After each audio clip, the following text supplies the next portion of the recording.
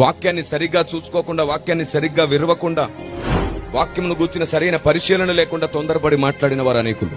ఎవరైనా మహాప్రార్థనాపరుడు ఉన్నాడు అనుకోండి, అతను దీవిస్తే దీవెన, ప్రార్థిస్తే ఆశీర్వాదం, పలికితే స్వస్థత జరిగేంత గొప్ప అభిషేకాన్ని మోస్తున్నాడు అనుకోండి, ఇంకా ఆయన ఏం చెప్పినా గుడ్డిగా వెంబడించారనమాట అన్నాడు. కానీ ఆనాడే పౌలు అన్నాడు, పైనుండి దేవదూత వచ్చి చెప్పినా సరే పరిశీలించకుండా నమ్మొద్దు అన్నాడు.